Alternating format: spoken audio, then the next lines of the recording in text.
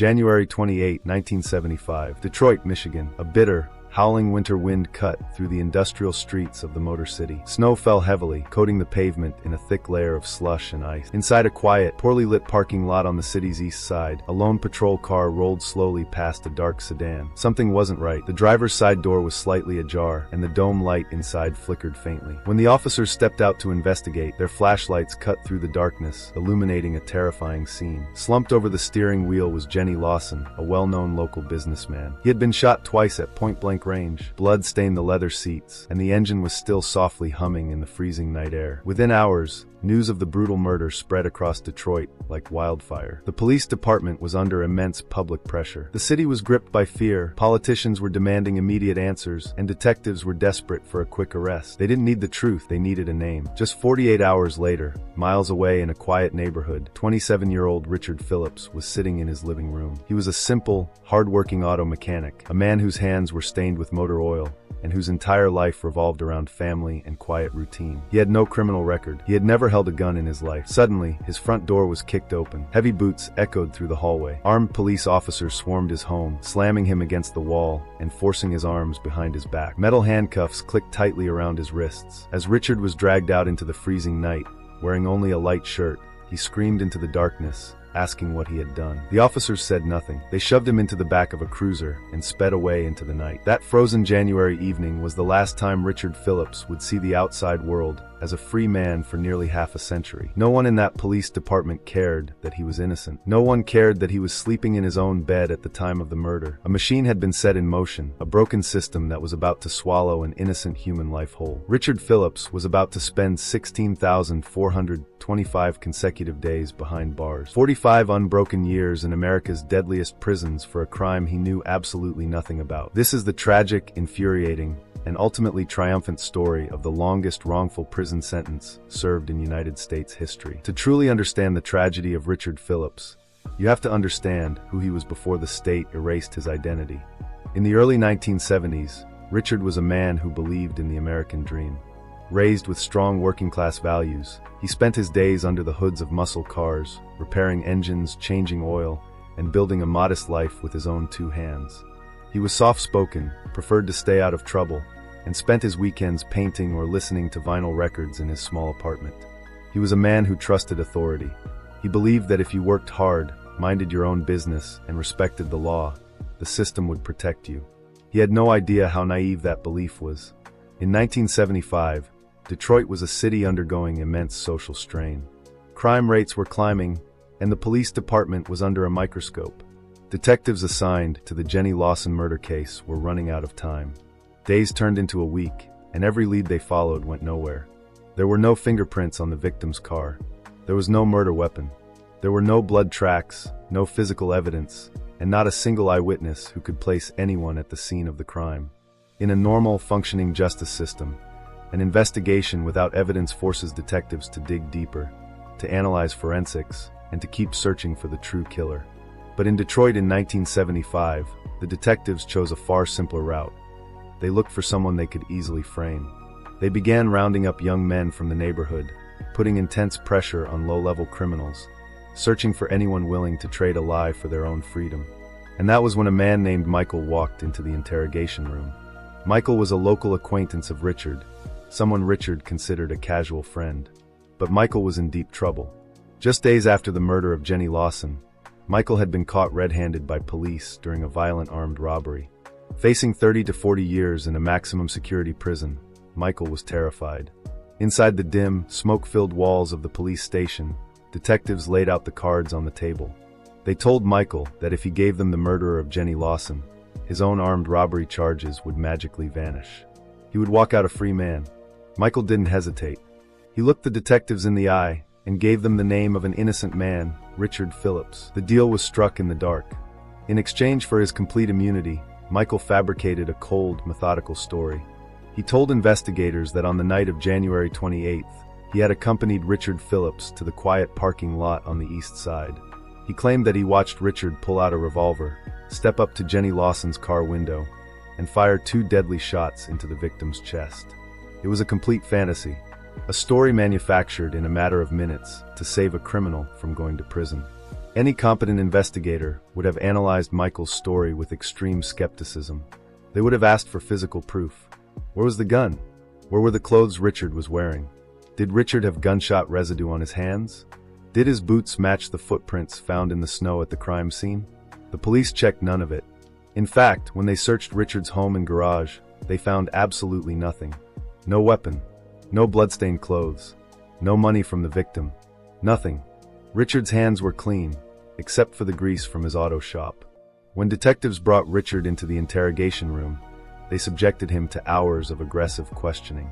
2 veteran detectives leaned over the metal table, shouting in his face, telling him that his friend Michael had already turned on him. They told him that if he confessed, they might save him from the electric chair. Richard sat in that chair, bewildered and terrified, but he refused to lie. He looked those detectives in the eye and said, "I don't know what you're talking about. I was home. I was sleeping. I don't own a gun, and I have never shot anyone in my life." His truth meant nothing to them. They had Michael's signed statement. They had their suspect. The investigation was closed. The press was informed that a dangerous murderer had been caught, and Richard Phillips was shipped off to the Wayne County Jail to await trial. He kept telling himself that once he got in front of a judge, once a jury saw that there was zero evidence against him, the truth would come out. He truly believed that a court of law was a sanctuary of justice. He was about to learn that sometimes a courtroom is just a theater where the script has already been written. In the summer of 1975, the trial of State of Michigan versus Richard Phillips commenced in a cavernous, wood-paneled courtroom in downtown Detroit.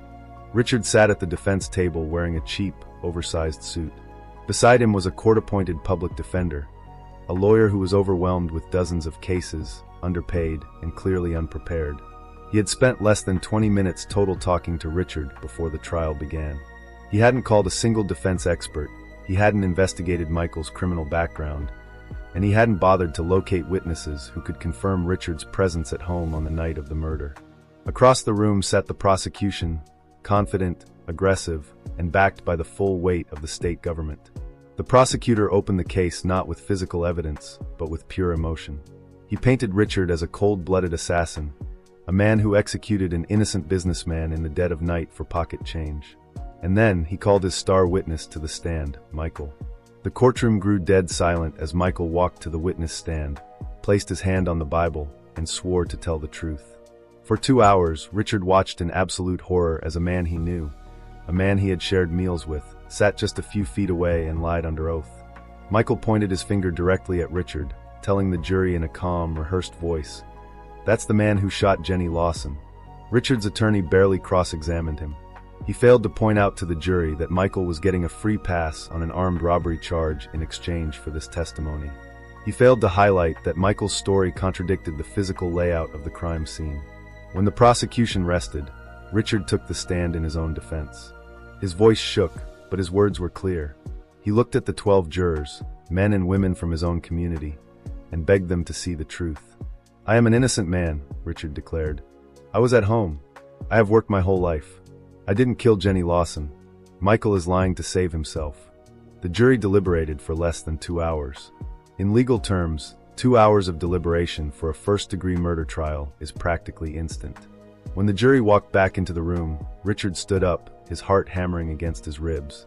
The jury foreman cleared his throat and spoke the word that would destroy Richard's life: guilty. The judge didn't show an ounce of mercy. He sentenced Richard Phillips to mandatory life in prison without the possibility of parole. No chance of release. No chance of redemption. A slow death sentence behind stone walls. As guards grabbed Richard by the arms and led him away, his mother sobbed uncontrollably from the back row of the gallery. Richard turned back to look at her one last time before the heavy wooden doors swung shut, casting him into darkness. Richard was transferred to the Michigan Reformatory and later to the Jackson State Penitentiary, one of the largest and most dangerous maximum security facilities in the United States. The prison was a nightmare of concrete, rusted steel, and violence. High, thick walls topped with razor wire separated thousands of violent men from the rest of humanity. Echoes of clanging iron doors, shouting inmates, and guard whistles filled the air 24 hours a day. For a soft-spoken auto mechanic who had never hurt a soul, it was like stepping directly into hell. In prison, an innocent man faces a unique kind of torment. A guilty man can eventually accept his punishment, do his time, and adapt. But an innocent man is tortured every single second by the knowledge that he shouldn't be there. Every morning when Richard opened his eyes to see iron bars, a wave of crushing despair hit him. He watched the world outside slowly move on without him. In the late 1970s, his friends stopped writing letters. By the 1980s, his family visits became fewer and farther between. In the 1990s, both of his parents passed away. Richard wasn't allowed to attend their funerals. He couldn't hug his mother one last time or stand at his father's grave. He was forced to grieve alone in a 6 by 8 foot concrete cell, weeping quietly into a thin wool blanket so the other inmates wouldn't hear him. Decades rolled past like heavy ocean waves. The 1970s turned into the 1980s. The 1980s gave way to the 1990s, and then the turn of the new millennium. Outside, the world was changing at a dizzying speed. Computers were invented. The internet connected the globe. Cell phones transformed human communication. Cars changed shape, political empires fell, and generations were born and grew old. Inside, time stood completely still. Richard was stuck in 1975. To keep himself from losing his mind, to keep the toxic bitterness from consuming his soul, Richard made a conscious choice. He decided he would not let the prison destroy his spirit. He turned to two things: law books and art. In the prison library, under a flickering fluorescent tube, Richard spent thousands of hours studying contract law, criminal procedure, and appellate rights. With meticulous handwriting, he drafted dozens of handwritten appeals to state and federal courts, begging judges to review his case. Every single appeal was rejected without a hearing. The system didn't want to look back. And then, he found watercolor painting. Using small, cheap paint sets purchased from the prison commissary, Richard began to paint on scraps of paper inside his cell. He didn't paint prison bars, guards, or violence. He painted the things he missed most: glowing sunsets over open fields, vibrant flowers, ocean waves crashing against cliffs, and peaceful country roads. When he painted, the concrete walls around him seemed to melt away. For a few hours each day, with a wooden brush in his hand, Richard Phillips was a free man. Over 45 years, he created more than 2,000 watercolor paintings, a silent, beautiful record of a soul refusing to die in the dark. By the year 2010, Richard Phillips was 63 years old. His hair had turned snowy white, his back was stiff, and his hands were weathered by age. He had spent 35 years in prison. Most people in his position would have given up all hope, accepting that they would die behind those walls and be buried in an unmarked prison grave. But destiny has a strange, unpredictable way of bending toward justice. In 2014, far away from Richard's cell, Michael, the man whose lie had buried Richard in 1975, found himself standing before a judge once again. Decades of a life lived in crime had caught up to him. He was old, sick, and facing a life sentence for another serious offense. As Michael sat in a holding cell, haunted by his past and knowing his own life was coming to an end, his conscience finally broke. The weight of destroying an innocent man's life for 40 years had become too heavy to bear. Michael called for a prosecutor and made a formal confession under oath. He admitted everything. He confessed that on January 28, 1975, Richard Phillips was nowhere near the crime scene. He confessed that he had personally watched a completely different man shoot Jenny Lawson. He admitted that he had made up the entire story about Richard simply to avoid going to prison for his own armed robbery charge. For the first time in 4 decades, the truth was officially on the record. The confession was forwarded to the University of Michigan Law School's Innocence Clinic, a group of passionate law students and veteran attorneys dedicated to exonerating wrongfully convicted prisoners. When lead attorney David Moran opened Richard's dusty, yellowed 1975 case file, he was horrified. He saw a conviction built entirely on the testimony of a single liar, with zero physical evidence, defended by an unprepared attorney. The Innocence Clinic immediately filed an emergency motion for a new trial. But the legal battle was far from easy. Local prosecutors fought back, arguing that the conviction was 4 decades old and that Michael's new confession shouldn't be trusted. For 4 long years, lawyers fought back and forth in courtrooms, reviewing old police reports, re-interviewing retired officers, and bringing the case back into the light of day. Through it all, Richard waited patiently in his cell, painting his watercolors and praying that he would live long enough to see justice served. March 28, 2018. A crisp, bright morning in Detroit. 70-year-old Richard Phillips was escorted into a packed courtroom in Wayne County Circuit Court. He was wearing a dark suit, his white hair neatly combed, his hands lightly resting on the defense table. Sitting in the gallery were law students, reporters, community members, and a few surviving relatives who had never stopped believing in him. Judge Prentice Edwards stepped up to the bench. He looked over the legal documents, looked at the prosecution team, who had finally conceded that the original trial was a catastrophic miscarriage of justice, and then turned his eyes toward Richard. The judge's voice echoed through the silent room. The court hereby vacates all convictions against Mr. Richard Phillips. All charges are dismissed. Mr. Phillips, you are a free man. In an instant, the courtroom erupted. People wept openly, attorneys hugged, and applause rang out. 2 court officers walked over to Richard. For 45 years, for months, and 12 days, metal handcuffs had been locked around his wrists whenever he moved. This time, the officer took out a key, inserted it into the locks, and turned it. Click. The heavy iron cuffs were removed and set down on the table. Richard looked at his bare wrists. He raised his hands slowly, flexing his fingers in disbelief. Moments later, the tall double doors of the courthouse were pushed open. Richard Phillips stepped out onto the granite steps of the building. The bright afternoon sunlight hit his face, and a cool spring breeze blew through his white hair. Microphones were thrust in front of him, and dozens of news cameras flashed. Reporters shouted questions, asking how he felt, whether he was angry at the system, and how he felt about the man who had framed him. Richard paused. He looked out at the city of Detroit, a city that had changed beyond recognition, and spoke with extraordinary grace and calm. "I don't have time for hatred," Richard said softly. "If I spend my remaining years being angry, I will still be a prisoner. I am free now, and I am going to live every single day with joy." He walked down those court steps as a free man, leaving behind 16,425 days of stolen time. Because he had been in prison for so long, Richard had no retirement fund, no home, and no savings. But he had his art. When news of his story broke around the world, art galleries across the United States stepped forward to display the thousands of watercolor paintings he had created inside his prison cell. People from all over the world bought his art, raising hundreds of thousands of dollars for Richard to buy a small home, a garden, and a quiet place to paint for the rest of his days. The state of Michigan eventually awarded him a compensation package for his wrongful imprisonment, but as Richard himself often says, no amount of money in the world can buy back a lost youth.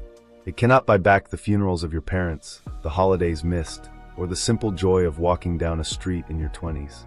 Richard Phillips' story is a heartbreaking reminder of how fragile human justice can be, how easily greed, corrupt detectives, and a careless legal system can erase 45 years of an innocent life. But more than that, his story is a monument to the invincible power of the human spirit. It is proof that even in the darkest, coldest corner of a maximum security prison, a man who holds onto his truth, his dignity, and his inner light can never truly be defeated. As Richard sits today in his quiet home, brush in hand, painting vibrant sunrises over open horizons, he stands as a living testament to one eternal truth.